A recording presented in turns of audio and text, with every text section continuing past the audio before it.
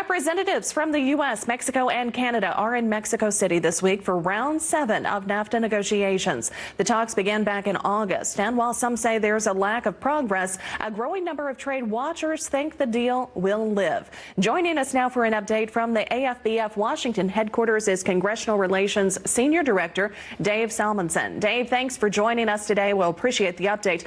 What are the agricultural issues on the agenda for this week of negotiations?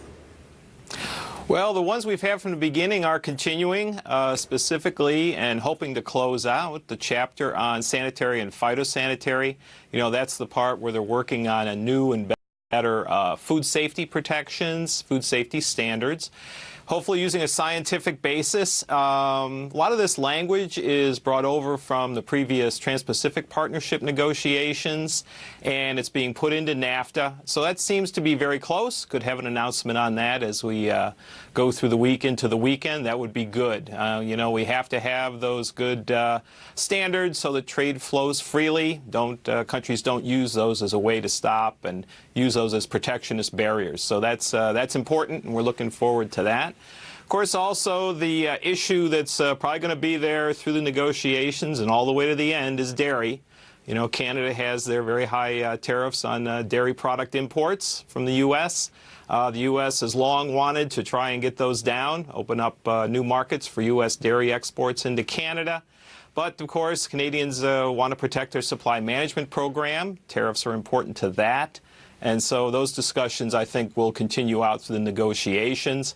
And there's also the issue of pricing. Canada put in a new Class 7 dairy pricing program last year. The U.S. thinks it hurts their marketing both into Canada of some product that we do have access for and into the world markets where Canada is exporting a lot of skim milk now. So that's again, always difficult negotiations, always hard issues to reconcile. And those are ongoing throughout the talks. Dave, what are the exact obstacles that we're facing in trying to achieve AG's objectives in these negotiations? Well, other than AG, I think the obstacles are more the entire negotiation. You know, we have these big issues on autos and intellectual property and other things, and it's very difficult to move these issues along. Very tough. They have long-standing issues. The U.S. wants to improve the auto manufacturing here in the U.S. That's proving to be a very difficult discussion with Canada and Mexico. We want more U.S. content in autos, more auto parts manufacturing here. So those are major obstacles to getting the entire negotiation moved along. We also have dispute settlement issues and such. The U.S. wants some changes on how the three countries enforce this negotiation outcome. So these are hard issues. These are some of the obstacles that we have to get this done. You have to remember, this is mostly about autos. This whole negotiation was brought forth primarily by the U.S. to talk about autos and auto parts and manufacturing and industrial production. So these have been tough issues for a long time. They'll continue to be tough issues to the end of these negotiations. And Dave, one final question for you. Is there still concern about a potential withdrawal? Well, we are concerned. You know, it keeps getting talked about. You know, the president's talked about it. Secretary of Commerce, Ambassador Lighthizer, our U.S. trade representative, talks about it.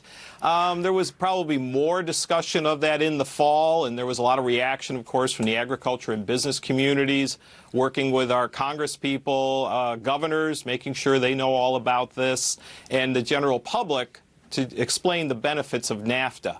But we are concerned. You know, you can say it's only a negotiating tactic, and it may well be. These are the kind of things that go on in negotiations, trying to put pressure on the other side, the other negotiating parties.